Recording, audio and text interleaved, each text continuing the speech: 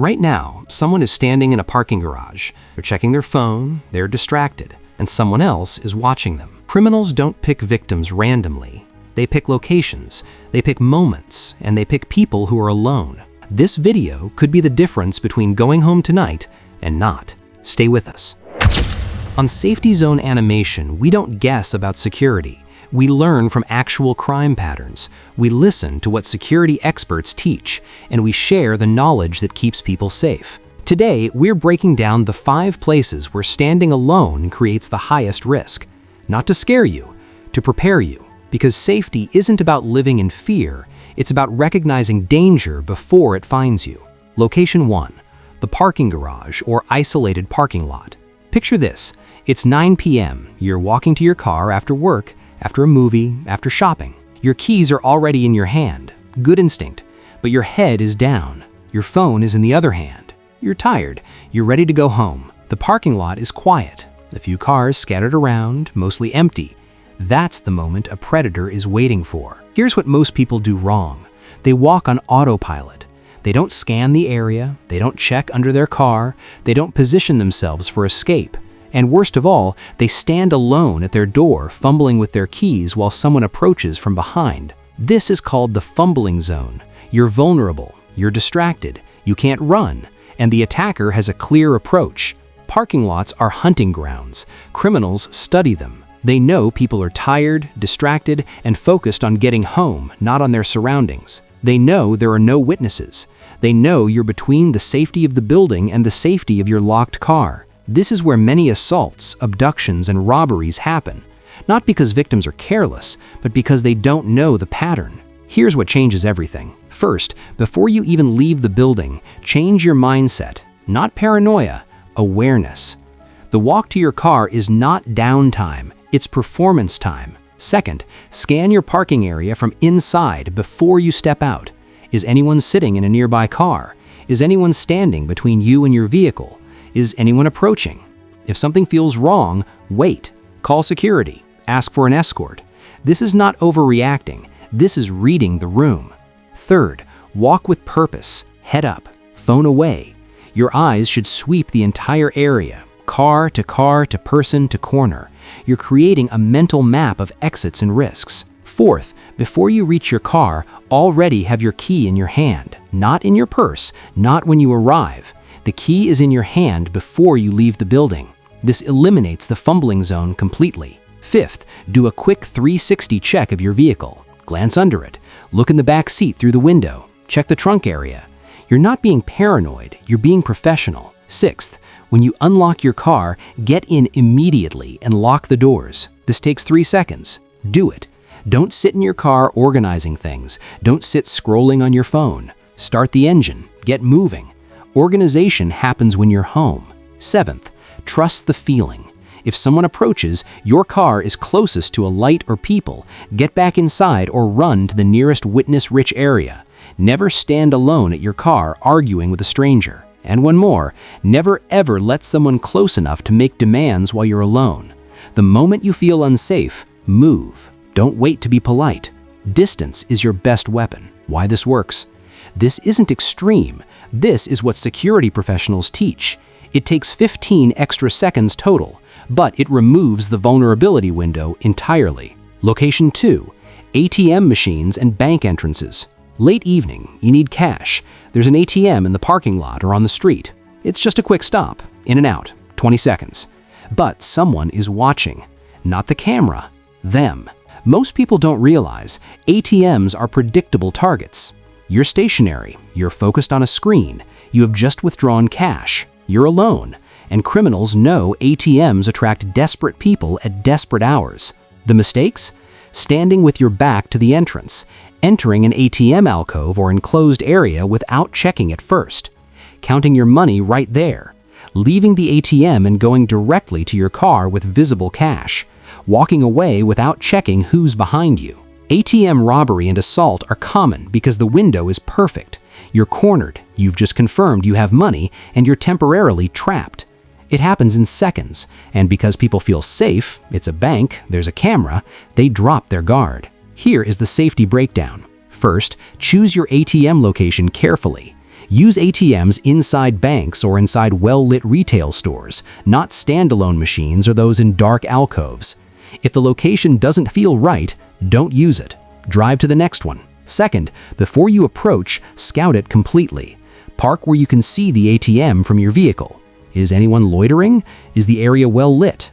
Are there other people nearby? If the answer to any of these is no, leave. Third, walk with someone if possible. Even one other person dramatically reduces the risk, but if you're alone, move quickly and with confidence. Fourth, when you reach the ATM, stand at an angle, not straight on. This lets you see if anyone is approaching from your periphery or behind you. Don't get trapped facing the machine. Fifth, limit your transaction. Don't stand there checking your balance or doing multiple withdrawals. Withdraw once and leave immediately. Sixth, never count your money at the ATM. Secure it, leave. Count it somewhere safe, indoors or in your vehicle with the doors locked. Seventh, as you're leaving, turn and scan the area again. Is someone following? Is someone getting into a nearby car as you leave? Trust that instinct. If you feel unsafe, go back inside the building. Tell a staff member. Wait. They will help you. Eighth, make your route unpredictable.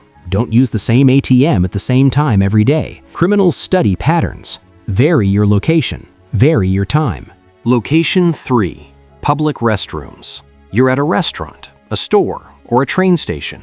You need a restroom. You walk down a hallway. The door closes behind you. You're alone, and the door locks, but only from the inside. Public restrooms are isolation chambers. No one can see you, no one can hear you, and the person who follows you in has you trapped. The mistake is not recognizing this vulnerability and taking precautions. Sexual assault, robbery, and abduction sometimes begin in public restrooms because the vulnerability is complete. The victim is already in a private, locked space, no escape route, no witnesses. Here is the safety breakdown. First, use restrooms in high-traffic areas, not the isolated ones downstairs or in back hallways. Use the restroom near the main entrance, near staff, near people. Second, if someone is lurking near the restroom, don't go in. Go find a staff member, ask them to check it, or use a different facility. This is not rude, this is safety. Third, check the stall before you enter. Look under the doors, make sure you're truly alone. Fourth, lock the main door if possible.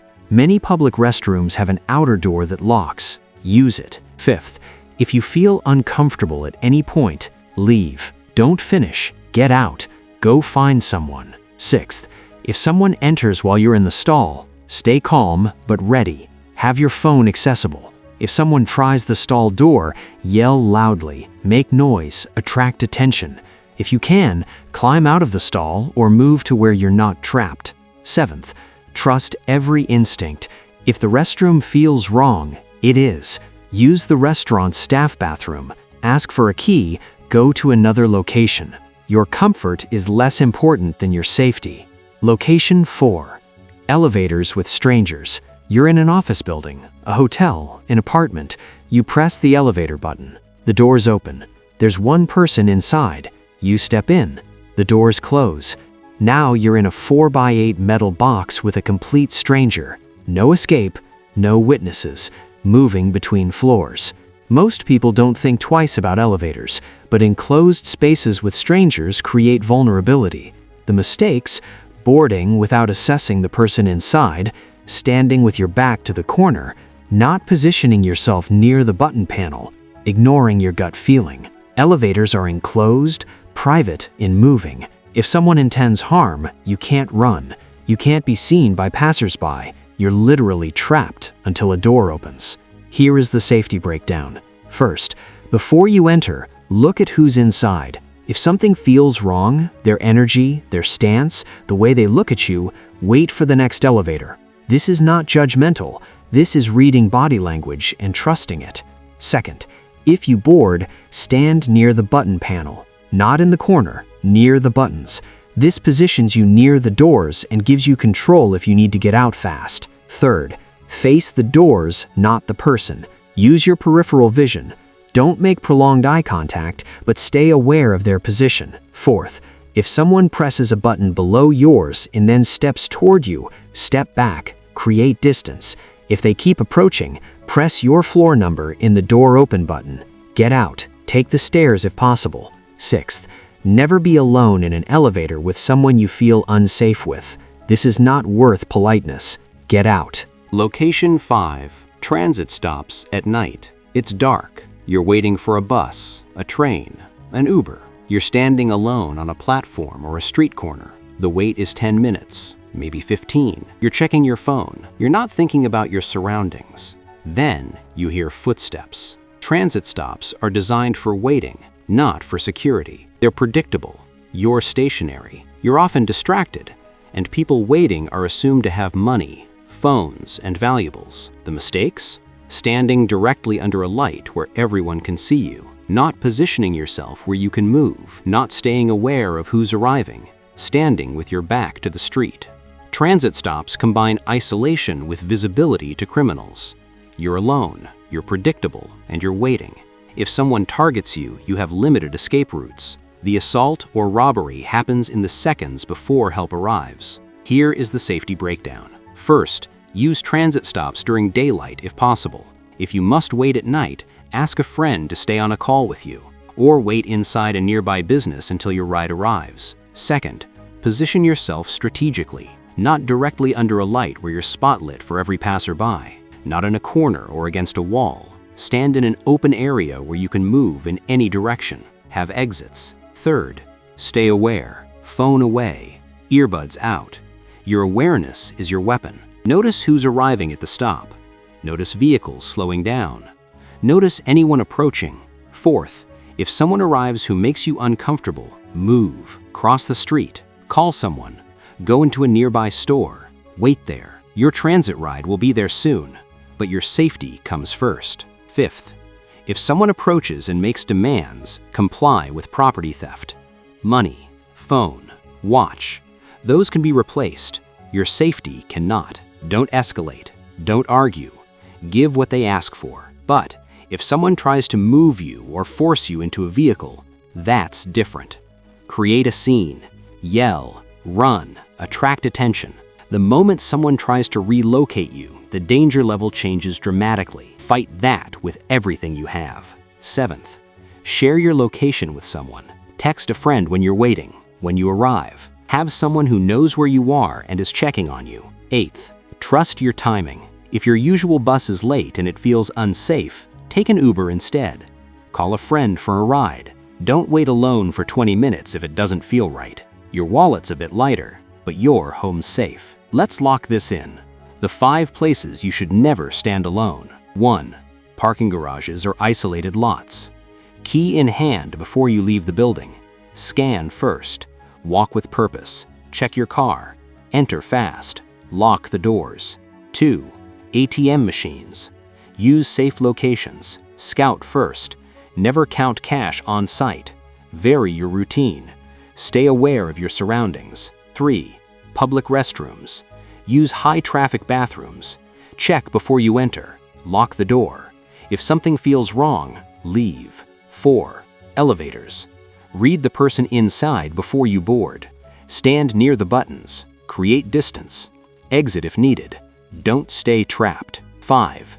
Transit stops at night. Position yourself for movement. Stay aware. Have an exit strategy. Share your location. If approached, move. These aren't paranoid practices. These are the practices of people who come home safe every single night. Safety isn't luck. Safety is preparation. It's every time you think about your surroundings instead of scrolling. Every time you trust your gut instead of being polite. Every time you choose awareness over autopilot, you're choosing to come home safe. The people in your life want you to make it home tonight. Not injured, not violated, not traumatized. They want you alive and whole. That starts with you recognizing these vulnerable moments. That starts with you refusing to be a statistic. If this video gave you knowledge that could keep you or someone you love safe, please subscribe to Safety Zone Animation. We release new videos every week, each one designed to prepare you for the real dangers you might face. Not to scare you, to prepare you, because the best security isn't a weapon, it's information. It's preparation. It's you thinking 3 steps ahead of the predator. Stay safe, stay aware, and we'll see you in the next video. Safety isn't luck, it's preparation.